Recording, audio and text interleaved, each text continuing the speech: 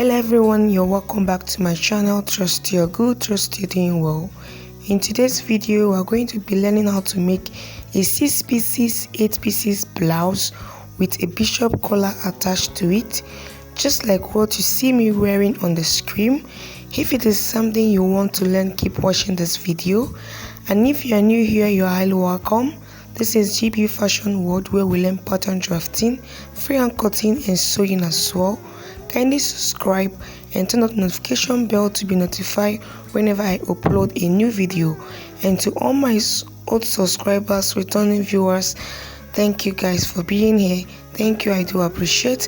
Please don't forget to give this video a big thumbs up, share. Thank you very much. Let's get started. To get started, you are going to be needing your basic bodice block, your full scale basic bodice block, and you are going to be leaving 1 inch for the zipper allowance on the front part of your basic bodice block. So go ahead and label it. So this is the front part. So here is the bust point line. Here is the under bust line. Here is my front waist line, and this is the length of the blouse.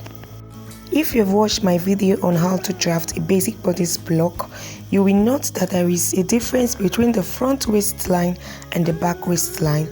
Like I explained in the video, the front waistline is usually longer than the back waistline because of the bust at the front. So the bust at the front added to the front waistline. So for my own, the difference between my front waistline and my back waistline is 1 inch. So that is why you see my front waistline shorter, longer than the back. My front waistline is 15 inches while the back waistline is 14 inches, making the front bodice to be longer than the back bodice by 1 inch. So that 1 inch, I'm going to be using it to draft. I'm going to be using it to take my bust start on the front. So by the time I take my bust start, the two side seam of the front and the back will be aligned together. So you can go ahead and watch my video on how to draft a basic bodice block with bust start, so you'll be able to understand it.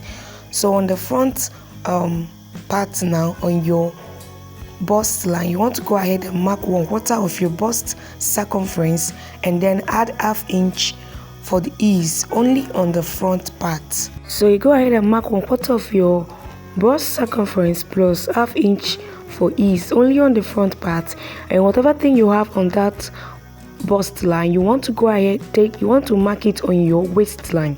So whatever you have on your bust line, you want to go ahead and mark it on your waistline and then connect like this. Please don't be confused. What I have on my waist, on my bust line, I went ahead to mark it on my waistline.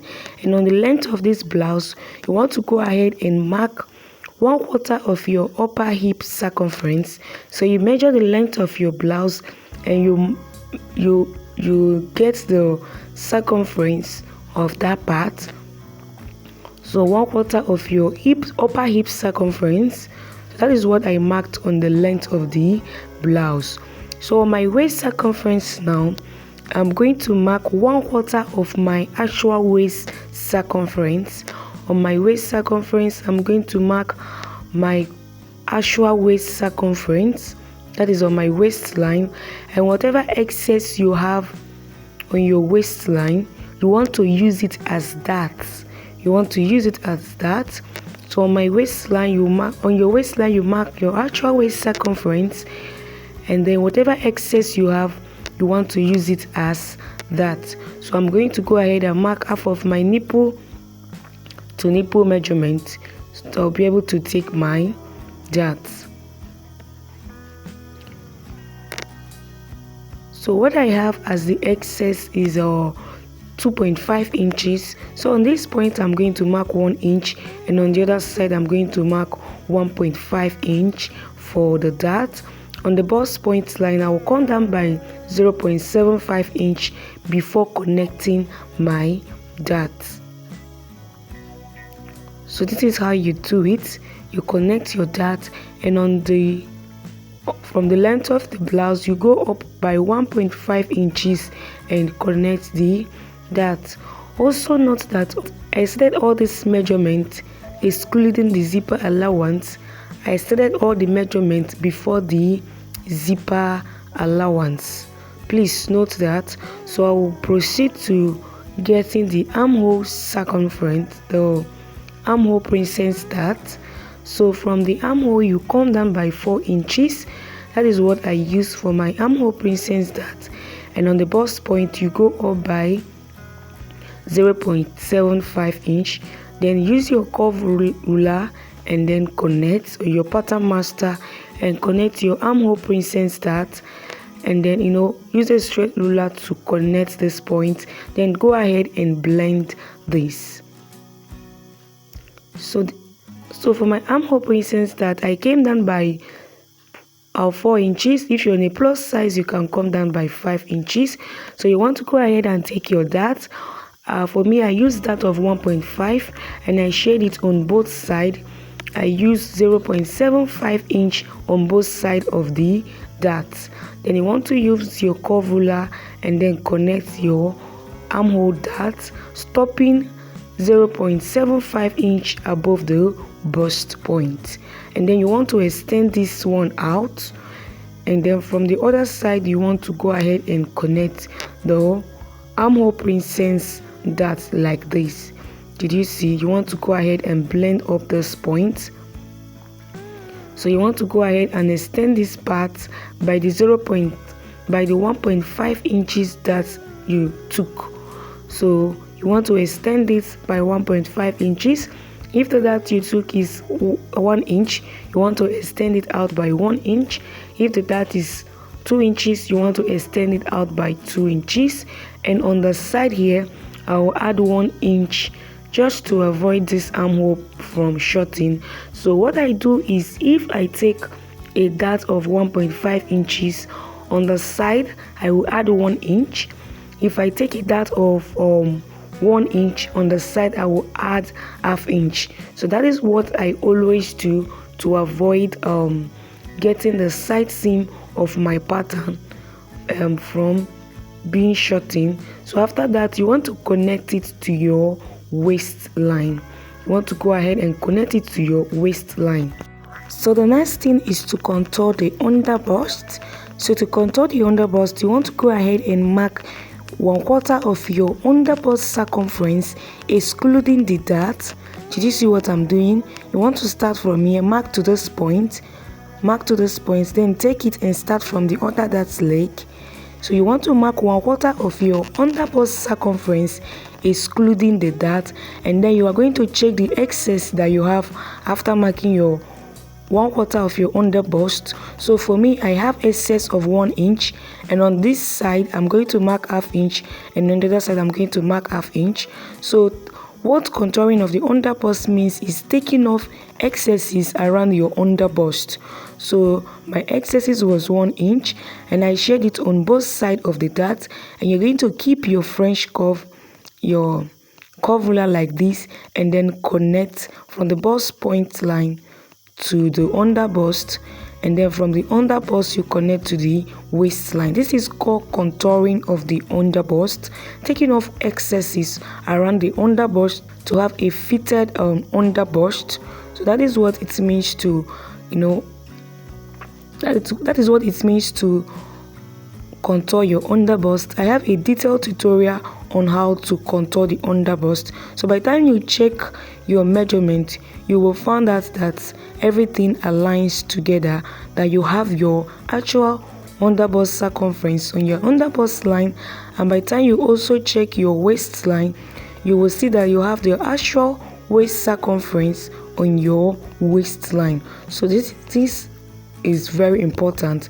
So that 1 inch, that's the difference between the front and the back waistline. You want to come to the bust point line, mark it, and then use it as the bust dart. Sorry, I made a mistake. I'm supposed to mark it on the new side seam now.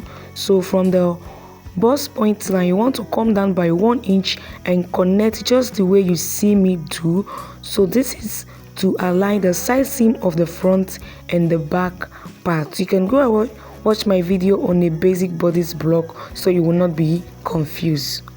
So the next thing is to work on the back. So for the back part, you can decide to keep your back part straight like this. So by the time you be cutting it, is going to be on fold. But for me, I won't do that. I'm going to come inward by 0.75 inch from my waistline and connect. This is to enable me take off the the zipper bulging effect, that bulging effect at the back. By the time you're done sewing this, you will find out that the back part will be bulging.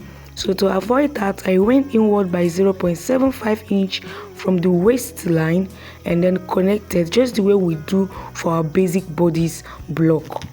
So from here, you want to start taking your measurement. So you want to start by taking the dart measurement of the back part. So you're going to take your dart measurement. You mark your nipple, half of your nipple to nipple measurement, then get a straight line like this. So for the back dart, you are going to be taking ½ inch on both sides for your dart. You want to take ½ inch on both sides for your dart, and then go ahead and connect just the way you see me do. You connect to the bust point like this.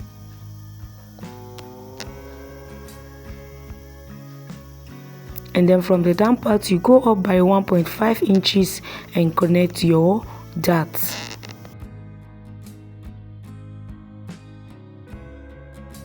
After connecting your dart, you want to go ahead and mark 1/4 of your waist circumference like this. Then add back the 1 inch for your dart. Did you see? And then you connect from the bust line to the waistline. After connecting from the waistline, the bust point to the waistline, on the hem part, you want to mark 1/4 of your upper hip circumference and then connect from your waistline to the back part, to the down part.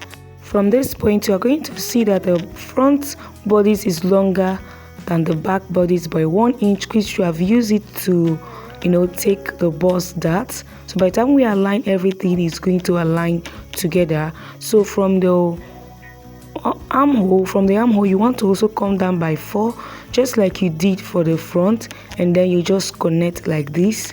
Did you see? With a straight ruler you connect. I'm not adding anything to it, but even if you want to add anything to avoid shortage, you can go ahead and add 0.25 inch to it and connect back to the armhole. So you want to go ahead and level center front side seam for the back. So for my neckline, you want to go ahead and take the width 3.5 inch and the depth 1 inch. That is what I use for my neckline. So I use 3.5 inch as the width of my neckline and the depth 1 inch. For my front neckline, I'm going to be using 3.5 by 3.5. The width is going to be 3.5 and the depth is going to be 3.5. This is going to be having like a bishop collar attached to it. So I'm using this neckline because I don't want it to be too tight for me on my neckline. So you can decide to use 3 inches by 3 inches. For me, I'm using 3.5 by 3.5. So this is what I have. So I'll go ahead and cut it out, and then we'll draft the 6 pieces, 8 pieces parts. So go ahead and cut.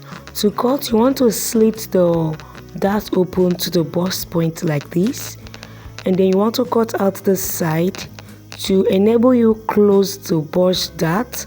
So you want to cut out this side, then you want to go ahead and close your bust dart like this. Did you see? You can go ahead and use a pin and hold it down, or you use your seal tape to close it up. So you want to align this part, because after closing the bust dart, it might not really be equal. So you want to go ahead and align that part, and then go ahead and cut it off. You cut off the excesses around this point, just the way you see me do.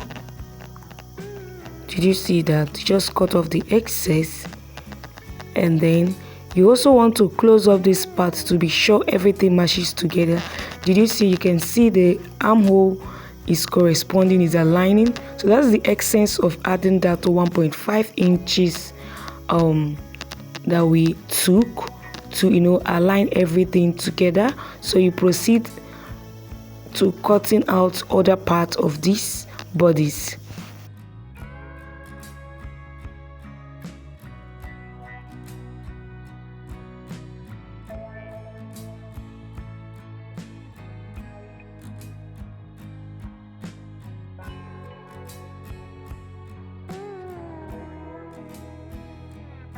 So as you can see, I'm done cutting, and after cutting, this is what I have. Did you see? This is what I have. So you want to go ahead and align the side seam of the front and the back, and as you can see, everything matches together. So that's the essence of taking that excess as the bust start. So whatever excess you have, if it is 1 inch, 2 inches, 3 inches, you are going to use it to take your bust dart, and by the time you do so, the front and the back side seam will align together. If you're confused, you can watch my video on pattern drafting. So we'll go into the drafting the 6 pieces part. Did you see? I can see me bringing an extra paper, as you can see. So I'll just go ahead and mark like a straight line 1 inch on the part, and then I'm going to place my pattern like this. Did you see? You want to place your pattern. This is the center front of my pattern. So as you can see, I'm done pinning it down. You want to go ahead and mark a straight line on the down part. This is to avoid having one side shorting and the other side longer. So you want to go ahead and add your fullness allowance. For me, I'm using 5.5, as you can see. So I marked 5.5 on this side and marked 5.5 on the other side, and then connect from the waistline to that point, just the way you see me do. And then I'm going to go up by 1.5 inches to make a curve like this. So you want to do it like this. It's more better doing it like this. It's better than giving it that curve than just leaving it the way it is. So after that, you want to go ahead and cut out this part, so that you can see it's actually very easy to make.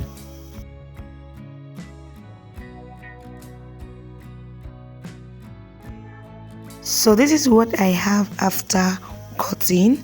So you want to go ahead and do the same for the other parts. So this is the second part. This is the center the side front. You also want to place another pattern paper beneath it, and then mark your straight line like this, and then proceed in taking your 5.5 inches if it is what you're using, or you can use 7 inches, you can use 10 inches, and you connect from the waistline to the the hem part like this, and then go up by 1.5 inch and make a curve like this. Did you see it? So this is actually very easy to make, and then you go ahead and cut it out just the way you see me doing. So for your center back, you want to go ahead and place your pattern like this. So for the center back, if you are cutting on fold, you are going to be adding your allowance only on this side, only on one side, so that by the time you finish cutting on fold and open it up, the fullness is going to be on the two sides.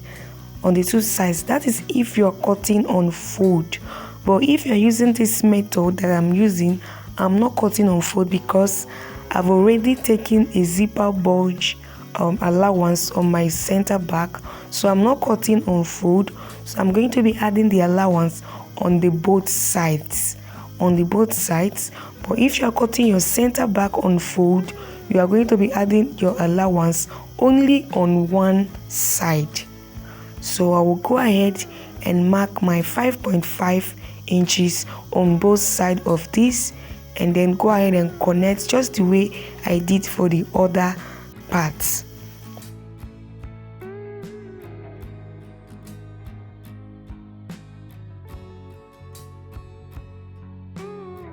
So this is what I have after drafting. As you can see, I will also do the same for the side seam of the back, just the way I did for other parts. I will also do the same for the side seam of the back. So when I'm done, I'm going to add all my necessary sewing allowance. Bear in mind that all this pattern is going to be cut into 2 pieces. I'm not going to be cutting any one on fold, so I'm going to be cutting all of them into 2 pieces, and I'm going to be adding my sewing allowance apart from the side that has the zipper allowance. The next is to draft your bishop collar. So you want to get all your patterns and then go ahead and measure the neckline, around the neckline. So for the center front, you are not going to be measuring the zipper allowance, so you want to go ahead and close up the zipper allowance. Did you see? Because the bishop collar is not going to be getting to the zipper allowance, so you want to go ahead and measure around like this, whatever thing you have, then you measure the back part. Did you see? You keep your tape and start measuring the back part. You can measure maybe 2 or 3 times just to get the accurate, measurement. So the next thing you want to do is to grab your pattern paper, and then I'm going to be marking like a straight line. Did you see? Just want to achieve a straight line around there, and then you go ahead and mark the measurements that you got from both the front and the back part. So after getting that measurement, you want to square it up just the way you see me do, and then get your back neckline now, only your back neckline, and mark. This is your back neckline, and then you want to go up from here and then connect a curve. So you want to use your curve like this and connect from here. So this is going to be the front neckline. So it's the front neckline that has this curve like this. Did you see that? So you want to go ahead and mark the width of your, or the length of the width of your bishop collar. So you want to go, I'm using 1.5 inches for the width. So you want to use the curve ruler to connect this part and your straight ruler to connect this part. Making a bishop collar is actually very simple. So you can go ahead and measure to know if you have the exact thing for your for your neckline. So the next thing you want to do is to come to this point, like mark like 3/4 or 0.75 inch and make a curve like this. This is just to give it that bishop collar kind of look. Did you see? So this is actually what we have as the bishop collar. You can see it's very simple. This is the center back and this is the front part. And you want to make an arrow like this, indicating that this side will be attached to the neckline. So this is what we have as the bishop collar. So you go ahead and cut this out, and this is what we have so far. So making a bishop collar is actually very easy and simple, as you can see. In the next video, we are going to be learning the detailed sewing tutorial of this video. Don't forget to give me a like, share and comment. See you in the next video. Bye.